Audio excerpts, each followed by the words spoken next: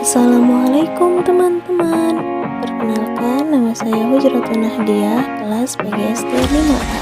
Di video kali ini saya akan membahas mengenai keterampilan berbahasa, yaitu menyimak, beserta model yang cocok untuk diterapkan di sekolah dasar. Ada 4 aspek di dalam keterampilan berbahasa, yaitu keterampilan mendengarkan atau menyimak, berbicara, membaca, dan menulis. Menyimak dan membaca merupakan aspek reseptif, sementara berbicara dan menulis merupakan aspek produktif.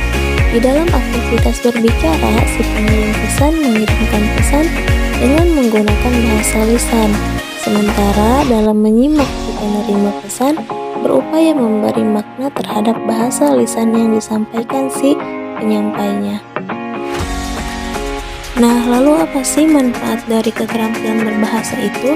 Manfaat dari keterampilan berbahasa yaitu kita dapat mengungkapkan pikiran, dapat mengekspresikan perasaan, dapat menyatakan kehendak atau melaporkan fakta-fakta yang kita amati. Nah, teman-teman, dapat dibayangkan kan apabila kita tidak memiliki keterampilan berbahasa, kita tidak dapat mengungkapkan pikiran, kita tidak dapat mengekspresikan perasaan, kita tidak dapat menyatakan kehendak atau melaporkan fakta-fakta yang kita amati.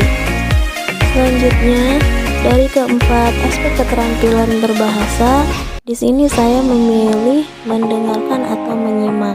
Nah, apa sih mendengarkan itu?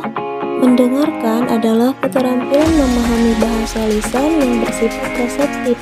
Yang dimaksud dengan keterampilan mendengarkan di sini bukan berarti hanya sekedar mendengarkan bunyi-bunyi bahasa melalui alat pendengarannya, melainkan sekaligus memahami maksudnya.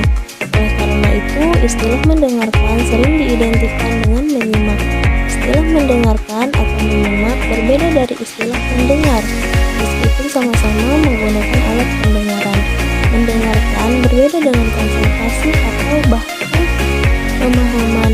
Sementara pada kegiatan mendengarkan terdapat unsur-unsur kesengajaan, dilakukan dengan penuh perhatian dan konsentrasi untuk memperoleh pemahaman yang memadai. Ada 2 jenis situasi dalam mendengarkan, yaitu mendengarkan secara interaktif dan non-interaktif.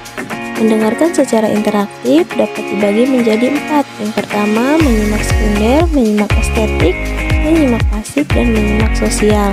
Sedangkan mendengarkan secara non-interaktif dapat dibagi menjadi 5. Yang pertama, menyimak kritis, menyimak konsentratif, menyimak kreatif, menyimak interogatif, dan menyimak eksploratori.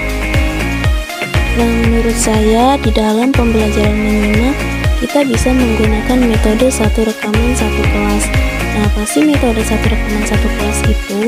Jadi, guru terlebih dahulu menyiapkan rekaman melalui kaset, CD, ataupun laptop yang berisikan ceramah, pembacaan puisi, pidato, cerita atau dongeng, drama, dan sebagainya.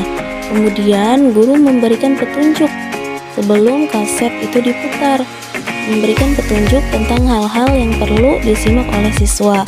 Kemudian setelah itu, guru memutar rekaman yang telah disiapkan sebelumnya, misalnya dongeng. Nah, selanjutnya siswa diminta menyimak baik-baik dan rekaman dapat diputar ulang bila siswa belum dapat mengikuti tentang apa yang diputar. Kemudian siswa diberikan tugas menjawab pertanyaan-pertanyaan untuk menguji pemahamannya terhadap rekaman yang disimaknya. Nah, berikut merupakan contoh dari kegiatan menyimak video dongeng yang menggunakan metode satu rekaman satu kelas. Nah, ini merupakan gambaran dari menyimak yang menggunakan metode satu rekaman satu kelas. Biasanya sebelum video itu diputar, guru memberikan pertanyaan-pertanyaan terlebih dahulu mengenai apa yang harus siswa simak. Teknik yang digunakan di dalam video tersebut menggunakan rekaman video dongeng dan menggunakan media laptop dan sound. Sekian mengenai video keterampilan berbahasa, semoga bermanfaat. Wassalamualaikum warahmatullahi wabarakatuh.